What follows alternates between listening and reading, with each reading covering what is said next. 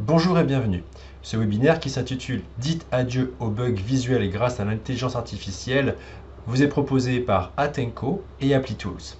Tout d'abord, le webinaire est enregistré, donc vous recevrez l'enregistrement ultérieurement. Si vous avez loupé certains aspects, vous pouvez le revisionner aussi plus tard. Votre micro est désactivé et le chat est à votre disposition si jamais vous avez des problématiques. Voilà, on a quelqu'un qui va pouvoir peut-être vous assister si vous avez d'autres choses. En revanche, les questions qui sont reliées au webinaire aujourd'hui, on vous invite à utiliser la section qui est à cet effet dans le webinaire Zoom, la partie Q et R qui est faite pour ça. Et puis, à l'issue de ce webinaire, on vous propose un questionnaire satisfaction très rapide. On vous aimerait bien avoir votre participation à ce niveau-là aussi également. Les présentateurs pour aujourd'hui, donc moi-même, Nicolas Legge, le directeur général d'Atenco, et puis Mendy, responsable technico-commercial chez ApplyTools. Prendra la parole tout à l'heure. L'agenda pour aujourd'hui, donc tout d'abord, on va aborder la problématique des tests visuels, puis on parlera de la solution Visual AI d'ApplyTools. On proposera ensuite d'enchaîner avec une démonstration en live justement de la solution ApplyTools, et puis les questions-réponses.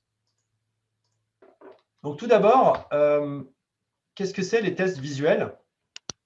Les tests visuels, en fait, ils font partie des tests d'interface utilisateur. Donc l'interface qu'on dit aussi UI, ils peuvent être exécutés de façon manuelle ou aussi de façon automatisée. Il s'agit de comparer en fait l'aspect visuel d'une application par rapport à une image de référence. Généralement, ça se passe sur une application mobile ou une application web. L'objectif est de valider que l'UI s'affiche correctement et que cela corresponde à ce qui est attendu. Alors là, je voulais vous donner quelques indications. J'ai trouvé une enquête intéressante de M. Surica, publiée en septembre 2020, auprès de quand même 15 000 internautes, qui nous dit la chose suivante. Que, en fait, ça c'est par rapport au comportement des clients quand ils rencontrent des bugs sur des sites e-commerce. Donc déjà, c'est assez inquiétant, mais 51% des interrogés estiment qu'il y a plus de bugs aujourd'hui sur les sites e-commerce qu'avant. Donc aujourd'hui, c'est en fin 2020, donc c'est très récent. Et puis même parmi ceux-là, il y a même, je crois que c'est 3/4 voilà, qui estiment qu'il y en a autant, voire plus. Donc c'est vraiment qu'il y a une recrudescence des bugs aujourd'hui. Quand le client rencontre un bug sur un site e-commerce, à 90% ou 90%, on a des Suisses aussi dans l'audience aujourd'hui, qui renoncent à l'achat en cas de bug. Et même 70 ou 70% achètent directement à la concurrence sans perdre de temps. D'ailleurs, mon épouse récemment a voulu acheter un mug sur un site e-commerce français très connu. Elle n'a pas pu aller au bout de son processus d'achat. Elle n'a pas pu valider son panier à cause justement d'une problématique visuelle. Les conditions d'achat qui étaient en superposition et du coup, elle n'a pas pu le faire. Elle a quand même essayé à 4 reprises et malheureusement, elle est tout de suite allée à la concurrence. Donc, c'est vraiment un gros souci. Il y a des pertes importantes. Et puis surtout, il n'y a pas de feedback quand vous êtes un utilisateur. Aujourd'hui, apparemment, moins de 20% contactent le site pour dire qu'il y a un problème. Ça veut dire que vous avez des bugs en production et puis parfois, voilà, ils peuvent rester un certain temps. Donc, les conséquences sont dramatiques. Le parcours client, lui, il est interrompu. Il y a une perte de chiffre d'affaires immédiate. Le client est volatile et c'est peut-être un client perdu pour toujours, parce qu'il aura découvert peut-être un des concurrents. Il y a peu ou pas de feedback, et puis ça donne évidemment une très mauvaise image de marque. Voici pour information quelques bugs visuels qu'on peut retrouver en production. Donc là, c'est l'application Yelp. Vous voyez, donc là, on ne s'y retrouve pas. C'est impossible vraiment d'avoir je dirais une interaction efficace avec l'application. Vous le verrez très bien aussi tout à l'heure lors de la démonstration de Mendy. Et puis là, sur un exemple sur mobile, cette fois, là sur un site aussi très connu de réseau social, bon là, carrément, il y a une superposition de deux textes avec des images, donc c'est vraiment impossible de s'y retrouver. Donc ça, c'est vraiment très, très néfaste pour l'interface. Aujourd'hui, donc, ici, dans l'audience aujourd'hui, on trouvera probablement des testeurs, des automaticiens, des product owners, des business analysts, notamment. Alors, il y a plusieurs façons de faire des tests aujourd'hui. Soit vous faites des tests, peut-être que vous ne faites pas de tests du tout d'ailleurs, mais peut-être que vous faites des tests visuels, manuels. Alors, le problème des tests visuels manuels, c'est que c'est trop lent, évidemment. Il y a beaucoup de pages ou de profondeur d'application à tester, à valider. C'est source d'erreur. C'est généralement pas assez précis. Ce n'est pas intégré dans les chaînes d'intégration continue, hein, les fameuses chaînes CI/CD. Et c'est absolument pas adapté aux méthodes de développement agile. Ensuite, vous pouvez faire aussi des tests visuels automatisés avec des solutions traditionnelles, dites de pixel par pixel. Donc là, c'est d'une part très long à concevoir et c'est aussi très, très peu fiable, surtout quand on a du contenu dynamique, ce qui est souvent le cas aujourd'hui. Il y a beaucoup trop de faux positifs. On va voir un peu ce que c'est tout à l'heure. Qu'est-ce que c'est le faux positif? Je vais en parler aussi rapidement, mais c'est qu'en général, quand vous avez une erreur peut-être un décalage d'un pixel qui va vous générer une erreur alors que votre cas de test devrait être passant, ça génère beaucoup de travail d'analyse et finalement, ça devient impossible à maintenir. Et puis, avec tous ces faux négatifs, ces faux positifs, eh bien, on va avoir un retour sur investissement négatif. Résultat, donc vous êtes là, vous faites de votre mieux avec les moyens du bord, je dirais. Vous avez l'expertise, la méthode également, mais il vous manque juste, l'organisation aussi, mais il vous manque juste la bonne solution en fait pour y arriver. Donc l'approche actuelle, elle ne fonctionne pas. La création des cas de test est trop lente. Le scripting des cas de test, ça prend beaucoup de temps. Ça peut ralentir la cadence des livraisons et même la qualité des tests. Les tests sont fragiles. Il y a beaucoup de ce qu'on appelle des locators ou des assertions dans les tests fonctionnels aussi. Et du coup, les tests visuels. Et plus le test est détaillé et complexe, et plus il sera fragile. Après, quand on va améliorer, augmenter sa couverture de test, il y aura de plus en plus de cas de test, et puis il y aura plus de locators, et du coup, ils seront plus compliqués à maintenir, et ça sera aussi plus coûteux. Après, la partie cross-browser, ce que j'appelle cross-browser, c'est la partie multinavigateur.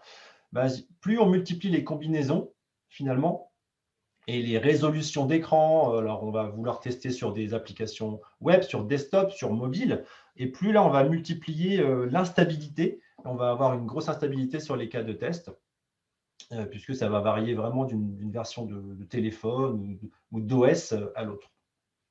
Donc, ça représente vraiment une perte d'argent importante et une perte de temps. Ensuite, évidemment, la livraison va se retrouver ralentie, puisque même si les tests automatisés sont une obligation aujourd'hui pour livrer de plus en plus en continu, avec une fréquence des mises à jour de plus en plus importante, mise en production également, les faux positifs vont vraiment venir nous empêcher d'aller être efficaces à ce niveau-là, et ça va vraiment anéantir la productivité des développeurs.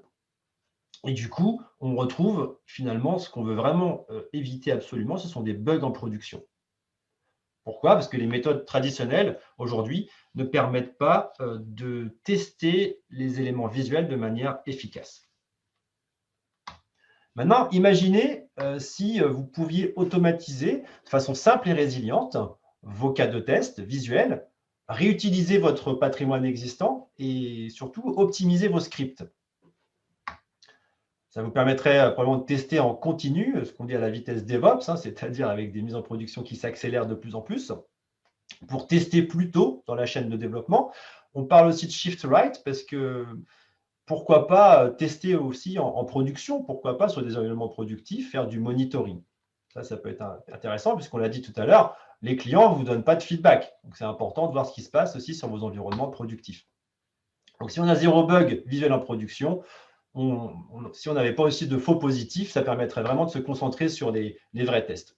Et puis les tests multinavigateurs et multi-supports, ce serait bien que ça soit simple, rapide, fiable et également abordable. Ça peut vite coûter cher, puis si on multiplie toutes les combinaisons possibles, ça fait beaucoup, beaucoup, beaucoup, surtout si vous avez des clients particuliers. Voilà. Donc le résultat, là, vous exécutez vos campagnes de non-régression fonctionnelle et visuelle en continu, vous avez une couverture de risque maximale, et vous vous concentrez sur des vrais bugs. Les faux positifs ont disparu de votre écosystème. Alors maintenant, quelques mots sur Atenco. Donc, Atenco, nous, ce qu'on fait, c'est qu'on est votre partenaire vraiment unique. On est le facilitateur de la relation avec les éditeurs. D'ailleurs, aujourd'hui, on vous fait découvrir ApplyTool. C'est la première fois qu'on a la chance de vous proposer un webinaire en français. Donc, c'est aussi le rôle et la mission d'Atenco, c'est de vous proposer cette richesse, cet écosystème qui aujourd'hui est le plus complet du marché. Hein. Voilà. Et puis, on a vraiment ce domaine d'expertise sur la qualité logicielle au service du métier. Donc, on a négocié les meilleures conditions commerciales, évidemment, au niveau global. Ça, c'est aussi ce qu'on propose. Et puis, on vous accompagne sur tout type de tests. Ce sont bien des tests manuels, automatisés, des tests exploratoires, de performance, d'accessibilité. On va faire un webinaire prochainement sur ce sujet, d'ailleurs, qui est un sujet au cœur de l'actualité. Un test de conception, la conception visuelle des tests, l'intégrité des données également, aussi bien des tests d'IHM et d'API. Alors, ça concerne toutes les applications. Hein. Là, aujourd'hui, évidemment, les tests visuels, c'est surtout pour du web et du mobile. Mais on a aussi des solutions ERP, type SAP, Salesforce, qui sont aussi testables et qu'on a beaucoup de clients qui nous font confiance sur cette partie-là. Maintenant, donc on va parler aussi de ApplyTools et de la plateforme proposée par ApplyTools, qui vraiment est une plateforme de test intelligente. Hein. On parle de Visual AI. Donc, ApplyTools a développé, déjà, c'est une société qui existe depuis déjà plusieurs années, hein, depuis 2013, a été fondée parce qu'à l'époque, le fondateur ne trouvait pas du tout sur le marché une solution qui permettait de tester visuellement ce qui devait être testé. Donc, je dirais qu'après, donc là, ce qu'on va retrouver, c'est la partie Visual AI. Donc, c'est vraiment une intelligence artificielle qui va nous permettre de tester de façon intelligente, qui va vraiment venir répliquer ce que va vouloir l'œil et le cerveau humain. On va vraiment tester à la vitesse CI/CD. Donc là, on va pouvoir exécuter les tests en quelques secondes et pas en minutes pour permettre la livraison dans les délais. Vous allez voir que ce sera parfait sur tous les écrans avec l'Ultraface Grid. Donc là, ça va nous permettre d'aller beaucoup plus vite et de pouvoir avoir un maximum de combinaisons possibles. Donc là, on va parler aussi de couverture fonctionnelle et visuelle. ApplyTools va pouvoir nous aider sur la couverture aussi fonctionnelle à ce niveau-là. ApplyTools propose également plus de 50 SDK et des intégrations avec les frameworks les plus connus du marché, type Selenium, Appium ou autres, et des outils de CI, avec aussi des outils de contrôle des sources. Et aussi Storybook. On a aussi pas mal de questions sur Storybook, donc oui, c'est couvert. Donc, et l'efficacité, on va pouvoir créer des tests jusqu'à 5 fois plus rapidement quand même avec ApplyTools, ce qui est très intéressant. Là, maintenant, le principe d'Ultraface Grid, c'est un petit schéma pour vous donner une vision de comment ça fonctionne. Sur la partie gauche, vous êtes là avec votre console de testeur, avec votre outil, votre framework préféré. Donc, les tests vont s'exécuter en local. Hein. Vous allez voir qu'ApplyTools vient exploiter votre patrimoine existant. Ensuite, on va envoyer le code HTML et CSS à travers votre firewall. ApplyTools, Ultraface, donc le grid, ApplyTools va récupérer les DOM et les CSS, c'est un peu technique ici. Et puis là, l'objectif, c'est que on va, à partir d'un seul cas de test, le décliner en autant de versions que l'on souhaite, de navigateur, de version de navigateur, de résolution et également de mobile. Donc ça, c'est vraiment très, très intéressant. Et après, on récupérer directement les résultats dans les dashboards que vous allez voir un peu plus tard avec Mendy. Alors maintenant, j'aimerais bien vous proposer juste un petit sondage, s'il vous plaît. Le sondage devrait s'afficher. Donc, je vais voir si vous le voyez. Et je vous invite à y répondre. Si vous le pouvez. Alors, je ne suis pas sûr que ça fonctionne. Pas de sondage. Je lance le sondage. Voilà, là, normalement, le sondage devrait vous être arrivé. Donc, il y a deux questions. C'est très simple, c'est pour avoir un peu une idée de où vous en êtes aujourd'hui et du type de framework que vous utilisez.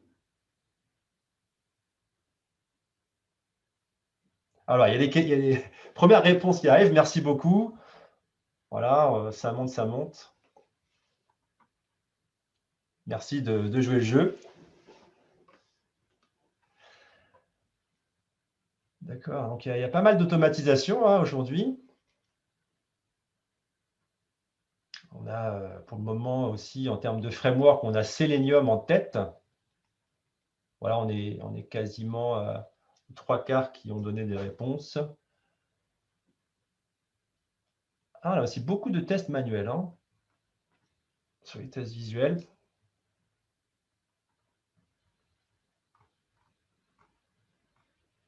Donc, on a 80% répondu. Allez, encore une toute petite seconde, petite minute. Voilà, donc je pense qu'on est arrivé. Donc là, normalement, vous voyez les résultats. Donc, on constate qu'il y a légèrement plus de tests automatisés, 71% contre 68%. On a probablement un peu les deux. Le framework donc, utilisé massivement aujourd'hui, Selenium, ce n'est pas trop une surprise. Ensuite, on a Dapium, donc ça c'est pour les tests mobiles. Tosca, il y a une belle représentation aujourd'hui aussi. Donc Tosca, ce sont des tests sans script. Robot Framework, Catalan. Pas de Cypress aujourd'hui, tiens, c'est intéressant à souligner. Ok, écoutez, merci beaucoup. Je propose qu'on poursuive la présentation. Deux slides, et puis après, je passe la parole à Mandy directement. Donc, la preuve par les chiffres. En fait, ApplyTools aime bien organiser des hackathons. Ils en ont fait un il n'y a pas très longtemps, en 2020.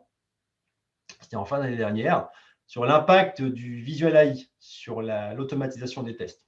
C'était une étude auprès de 300 testeurs, des automaticiens, ce qui est ressorti, en fait, c'est que avec l'intégration de Visual AI, en moyenne, on allait jusqu'à pratiquement 6 fois plus vite pour la conception, le scripting, d'accord, pour créer des cas de test par rapport à une technique traditionnelle. Les cas de test étaient pratiquement 6 fois plus efficaces avec Visual AI, puisque là, vous allez voir aussi qu'avec ApplyTool, on met des assertions qui sont un peu ouvertes, qui sont des assertions intelligentes, et du coup qui rendent les tests aussi plus robustes dans le temps. Plus stables également, oui, parce qu'avec les locateurs et les labels, en fait, on va réduire l'effort de maintenance. Et puis, avec les assertions ouvertes, ApplyTool est capable aussi de détecter jusqu'à 45% de bugs en plus. C'est assez important.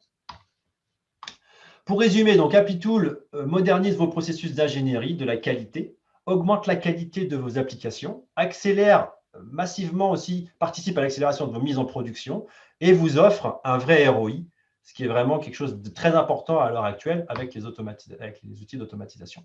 Donc, faites des économies importantes pour vos équipes agiles et vos applications modernes. C'est simple et rapide et très efficace également à mettre en œuvre.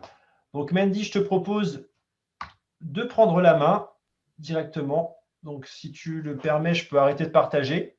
Merci Nico. Alors, je vais partager mon écran et j'ai envie de juste vérifier que tout le monde peut voir Oui, l'écran. c'est Est-ce bon que je peux là. voir le dashboard? Oui, c'est bien. Oui, a priori, oui. Ok, alors, déjà enchanté à tout le monde. Je m'appelle Mendy Berebi et je suis le account manager commercial ici chez ApplyTools et bien sûr dans le côté technique pour les évaluations techniques.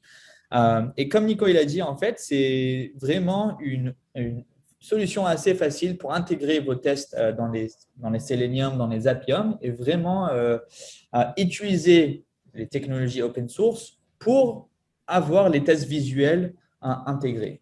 Et du coup, dans l'exemple de la démonstration, bien sûr, aujourd'hui, c'est de vraiment comprendre pourquoi on a besoin de la AI, de la IA, pardon, l'intelligence artificielle, dans les tests visuels. Et du coup, pour commencer, il faut comprendre déjà pourquoi le fondateur de ApplyTools, il a créé ApplyTools. Okay. Alors du coup, lui, en fait, il était dans une compagnie, je pense qu'on connaît tous Microsoft, et du coup, il gérait une équipe de 50 testeurs manuels. Et du coup, toutes les applications, tous les dashboards, tous les reportings qu'ils avaient besoin de valider, ben, ils le faisaient manuel. Ils prenaient des screenshots ou ils avaient des pages et ils le faisaient avec leurs propres yeux et ils vérifiaient s'il y avait des régressions ou des non-régressions, bien sûr, sur la plage. Okay. Et du coup, qu'est-ce qui s'est passé? Lui, il avait pensé, pourquoi il n'y a pas une solution qui peut automatiser ce processus et bien sûr valider s'il y a des régressions ou pas. Bien sûr, son manager, on connaît les histoires des startups, bien sûr. Tout le monde se moquait de lui, tout le monde disait ouais, c'est impossible de répliquer la même manière comment un être humain il peut voir avec ses propres yeux c'est quoi la différence dans l'écran. Et du coup, après quelques années et beaucoup de travail, il a pu réussir à créer le IA pour les non-régressions de qualité. Et du coup, là maintenant, on va commencer avec un exemple assez simple, avec un client aujourd'hui qui utilise Apply Tools. En fait, USA Today, un client de médias, qui a beaucoup de blogs, beaucoup de news, tous les heures qui changent, une application qui est très dynamique. Euh, Toujours, il y a des images qui changent, bien sûr, des articles qui sortent, ou même des chiffres qui vont être en display.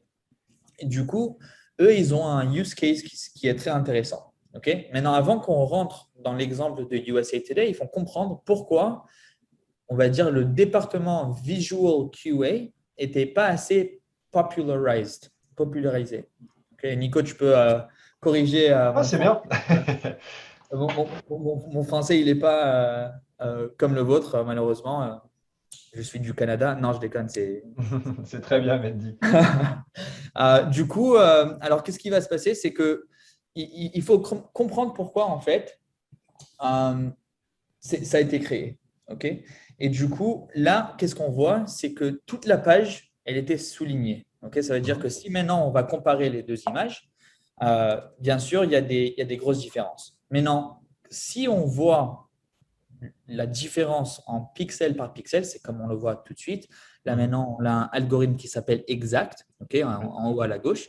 Et Exact, chaque pixel différence ou chaque différente pixel dans la page, on va souligner, on va le flaguer pour en fait le mettre échoué.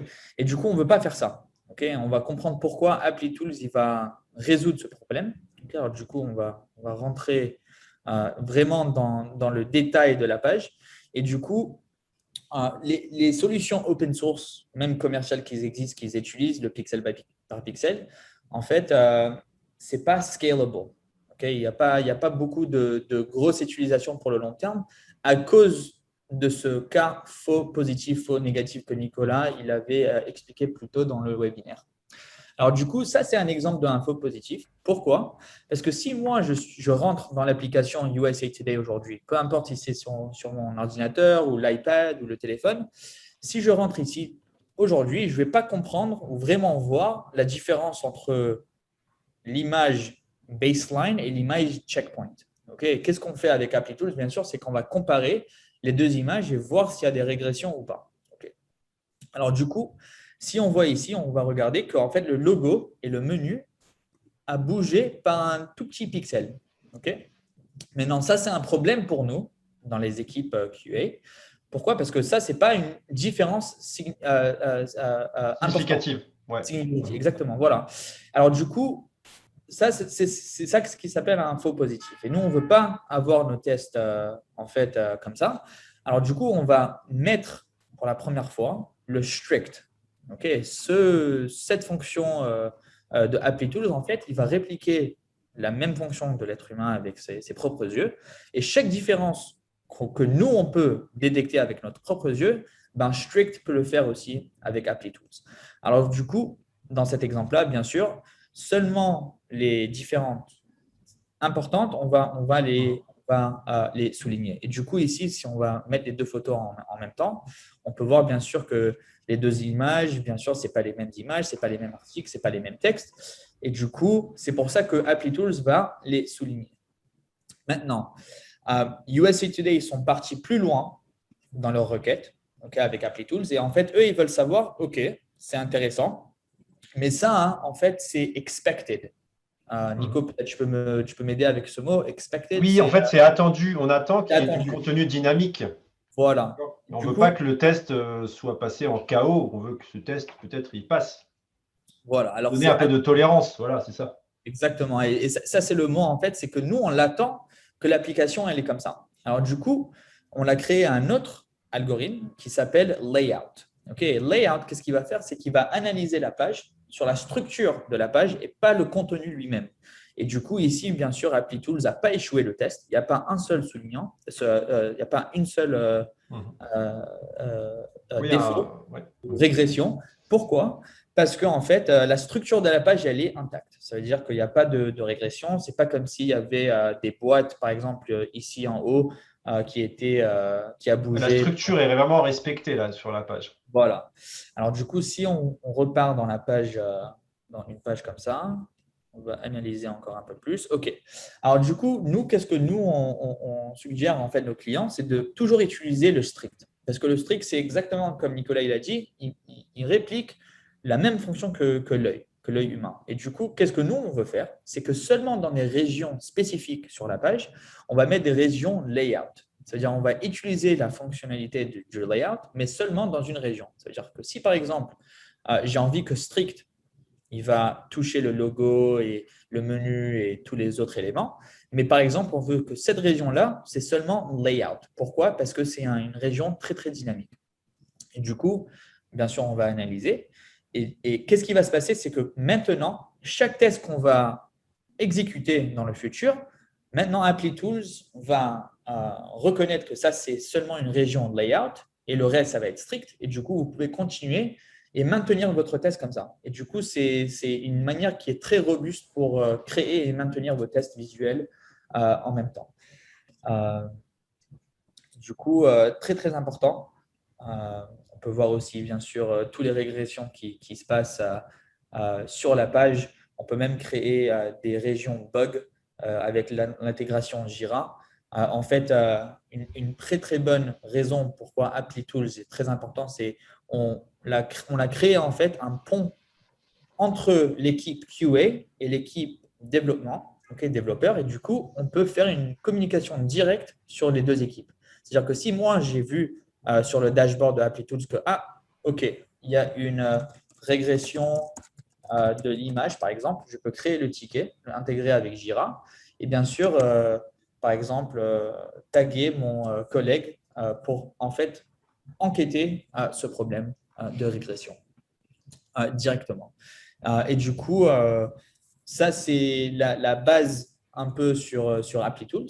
Maintenant, il y a plusieurs use cases qu'on peut utiliser. Ce n'est pas seulement avec les sites web, ça peut être aussi avec les mobiles, avec les PDF. Vraiment, toute chose que les gens ils peuvent regarder et utiliser dans votre application, on veut tester, bien sûr. Même des exemples, par exemple, de localisation. Ici, on a un exemple de inscription de Facebook. Ici, on regarde qu'on a utilisé le algorithme de layout. Et du coup, ApplyTools n'a pas échoué le test parce que le layout, la structure de la page, elle n'a pas échoué. Il n'y a pas eu de régression. Mais bien sûr, on peut voir que à la gauche, on a la page en espagnol et on a la page en français ici à la droite. Et bien sûr, parce que la structure, elle n'a pas changé, elle était en fait passée. Maintenant, si par exemple, on va regarder le strict, bien sûr, qui réplique les êtres humains. Maintenant, on va quand même avoir beaucoup de soulignage. Bien sûr, c'est vraiment deux pages différentes avec des pages avec des langues différentes, bien sûr. Mais on a réduit le montant de faux positifs et faux négatifs. Qu'est-ce que ça veut dire? Ça veut dire que si maintenant on va reprendre le basique de pixel par pixel avec exact, ben là, tout est souligné. Et ça il ne faut pas avoir dans le test visuel parce qu'en fait, il n'y a pas de but dans le test visuel. Ce n'est pas quelque chose que c'est important. On veut vraiment focus dans les vraies régressions, dans les régressions qui sont importantes dans le Oui, puis ce qui est perspective. pertinent, ouais, ce qui fait du sens et Et, qui, sinon, on et a trop d'analyses pour peu de résultats et c'est pas exploitable ni maintenable. voilà. Et du coup, c'est-à-dire que même si maintenant les deux pages, parce que ces différents langages ils étaient soulignés, bien sûr, avec ApplyTools, on peut régler ce problème avec le layout. OK. Et bien sûr, ce n'est pas seulement ignorer la page, c'est vraiment analyser les différentes structures et regarder. Alors ici aussi, on a des exemples avec des PDF où on peut voir les différents exemples. On va voir si voir les différences.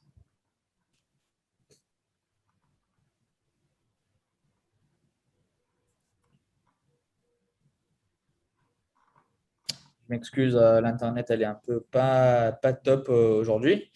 Alors du coup, ouais, ça c'est juste des exemples avec des PDF comme AT&T, une boîte qui est assez grande aux États-Unis, en fait, qu'ils utilisent ApplyTools pour vérifier que tout est parfait dans le billing, dans le invoice de l'utilisateur. Comme ça, tout est clean et net.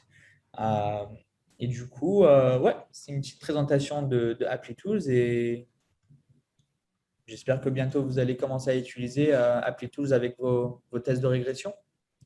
Et ouais, Merci. je pense que c'est ça, Nico, pour ma part. Oui, merci beaucoup, Mendy. Ce qu'on n'a pas vu, c'est la partie Ultra Fast Grid. Tu peux peut-être nous en dire un peu plus sur cette partie-là?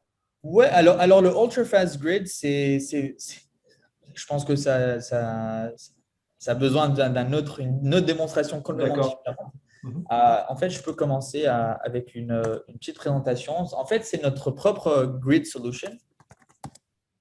Euh, je vais rentrer ici vite fait pour vous montrer exactement qu'est-ce qui se passe dans les tests cross-browser testing, cross-device testing. Et du coup, comme on le sait avec Selenium ou Cypress, il y a beaucoup de navigateurs qui ne sont pas supportés, ou même si vous pouvez supporter, ça prend beaucoup de maintenance, beaucoup de travail à le créer, le propre grid, ou Oui. utiliser bien sûr une autre solution comme Sauce Labs ou Browser Stack ou Mhm. Perfecto.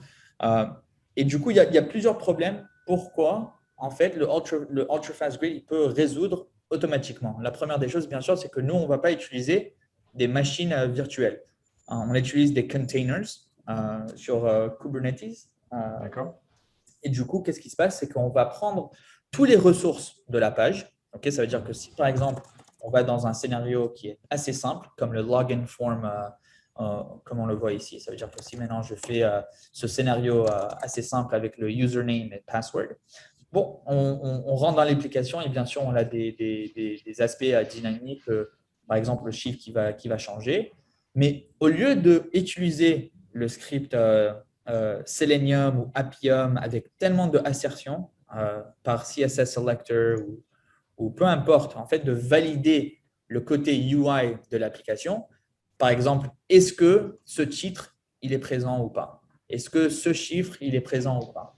Et de faire ça à chaque élément, ça prend beaucoup de maintenance et aussi beaucoup de temps et effort à créer ce script. Mais du coup, parce qu'on va utiliser avec ApplyTools, bien sûr, un seul assertion pour prendre toute la page, ça veut dire on va prendre un full page screenshot, ok? On pourra réduire le montant de code et de maintenance que vous allez créer dans le test Selenium et Appium et aussi augmenter le coverage. Je ne sais pas comment Oui. dire coverage, Nico. La La couverture couverture, voilà. fonctionnelle et visuelle. Ça, c'est très important. Et surtout, Voilà. Ultrafast Grid annonce des temps d'exécution. Bah, c'est variable, mais c'est en général, il faut regarder l'existant, mais entre 30, même jusqu'à 100 fois plus rapide des fois. Parce qu'on part d'un seul cas de test et lui, il est extrapolé, je dirais, sur toutes les possibilités, les combinaisons qu'on veut aller chercher. Donc ça, c'est vraiment Voilà. une très grosse innovation.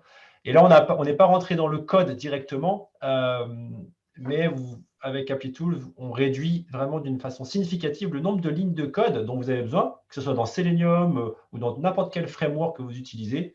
Et avec les SDK, tout ça, c'est vraiment très simple. Maintenant, il nous reste à peu près 10 minutes, Mendy, pour quelques questions. Ouais, on peut. Alors, voilà, je regarde. N'hésitez pas à poser vos questions dans la partie Q et R. Alors, déjà, une première question que je peux vous donner, Mendy, qui est arrivée, c'est est-ce qu'on supporte Storybook? Il y avait cette question tout à l'heure, mais la réponse est oui, hein, je pense. Ouais. C'est en fait l'intégration, on va dire, la plus facile parce que déjà, quand la Storybook, euh, les développeurs, les équipes qui ont créé les components dans le framework de Storybook, ApplyTools va juste récupérer ces components et après prendre des screenshots et après les uploader, les afficher sur le dashboard. Alors du coup, c'est l'intégration qui a le moins d'efforts comparé à le Selenium ou le Appium, on va dire. OK. Là, au niveau de l'intégration avec Là, c'était le CI/CD, mais par exemple, si on prend Jenkins ou GitLab, comment ça se passe? Ouais, en fait, c'est pas vraiment une intégration, on peut dire c'est plus un plugin. C'est juste en fait, au lieu d'avoir le dashboard séparément du CI/CD, qu'est-ce qui va se passer? C'est que ApplyTools peut rentrer dans le reporting de Jenkins. Au lieu d'avoir deux écrans pour voir les différentes, on va dire, résultats, tu peux avoir tous les résultats affichés sur une page. Et ça, c'est la page du Jenkins dashboard. Et donc, on peut lancer l'exécution depuis une intégration continue directement Voilà, exactement. et avoir les résultats en retour. OK. C'est qui les utilisateurs d'ApplyTool? Généralement, c'est qui le profil qui utilise ApplyTool? Le profil, Profil d'utilisateur, ben, pas déjà, vraiment de spécifique, mais j'imagine non, il y a plusieurs, technique. il y a Ouais. plusieurs on va dire, customer profile, on va dire. Euh, mais du coup, le principal, c'est le QA automation. C'est vraiment ce type de QA qui va utiliser ApplyTools. D'accord. Là, j'ai une partie. Ouais, puis c'est vrai qu'il y a la partie technique, plutôt développeur à appétence technique qui utilise déjà des frameworks pour la création des cas de test et des scripts. Et après, on va pouvoir avoir les équipes QA peut-être ou des fonctionnels qui Mhm. vont analyser les résultats et avec le pouce en haut et ou en bas en fonction de est-ce qu'on accepte par rapport à l'image de référence. Et là, on n'a pas besoin d'avoir un profil technique, évidemment. Testeur fonctionnel, ça peut aller. Mhm. Il y a une question sur je pense que c'est sur le driven development, donc je pense sur le BDD. Avec Cucumber, on peut, ouais, ouais, par exemple. Ou Donc on Bamboo, s'intègre aussi avec du Cucumber, des ouais, frameworks qui supportent le BDD. OK. absolument. Faut savoir qu'on est capable aussi de s'intégrer avec des référentiels de test qui aussi supportent le BDD, type Qtest ou autre. Mhm. Ça, j'espère que ça répond à votre question. On a une autre question aussi. Comment on peut variabiliser des éléments contextuels sur la page? Alors là, type un ID client, un numéro de contrat. Ou alors, est-ce que ApplyTool est capable d'analyser ou de reconnaître des valeurs attendues, par exemple? Par exemple, des chiffres ou des dates. Ouais, c'est ça. Ouais. Euh, si le chiffre ou la date, elle va pas changer, oui, mais sinon, on peut pas vraiment vérifier que ça, c'est le résultat qui va Ouais. attendre. Qui va Donc ça, attendre. c'est plutôt la partie fonctionnelle, la complémentarité entre le fonctionnel et le visuel. On va Voilà. pouvoir vérifier que c'est le même résultat attendu par rapport à une image de référence. En revanche, on ne va pas pouvoir, comme pourrait le faire un framework fonctionnel ou un Tosca par exemple, d'aller vraiment aller valider ou faire même des opérations de calcul ou vérifier d'avoir des valeurs attendues. Là, on est vraiment sur l'aspect visuel. Donc là, on a aussi une autre question sur est-ce qu'on peut récupérer des scripts de type Catalan UFT? Oui. Bah, en fait, ApplyTool, je peux y répondre, Mendy, directement. Là, Oui, on oui. va venir compléter. En fait, là, bon, il faudrait qu'on le voit dans le cadre d'une autre démo un peu plus précise avec une équipe technique derrière. Mais on est dans la console où on a tous nos scripts, que ce soit du Catalan, de l'UFT, du Cypress, du Selenium, de l'Appium. Et là, on va venir mettre une insertion ApplyTool, en fait, dans notre code. Et il y a très peu de commandes, en fait, pour ApplyTool.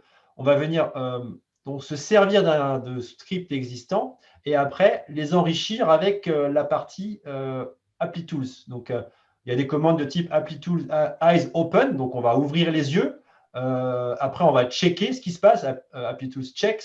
Et après, close your eyes, quoi, pour après vérifier. Donc, on va vraiment venir en complémentarité. Il faut savoir aussi qu'on a des clients qui n'ont pas du tout d'automatisation. Ce n'est pas la majorité. Mais ApplyTool vient aussi vous permettre d'aller directement partir sur de l'automatisation visuelle, pratiquement de zéro, avec un système assez simple qui utilise une IDE Selenium. Voilà, une question aussi sur le marché des bugs visuels. Très bonne question. En fait, c'est quoi peut-être tu sais, ça m'a dit la taille du marché pour des bugs visuels. Je pense que ça dépend En- du client, hein, apparemment. C'est peut-être la question, c'est plutôt en millions ou en milliards de dollars, j'imagine. Bon, là, c'est compliqué à y répondre. Je sais que, bon, d'après différentes analyses, le marché global du test, c'est à peu près 34 milliards de dollars par an. Voilà. Mais le test visuel, c'est une partie uniquement des tests, évidemment. C'est une partie qui est importante en fonction de votre activité. Si vous êtes une banque, une assurance, je sais pas, une société de e-commerce avec des interactions fortes auprès de votre public, le bug visuel, enfin la résolution de ces bugs visuels prend tout son sens.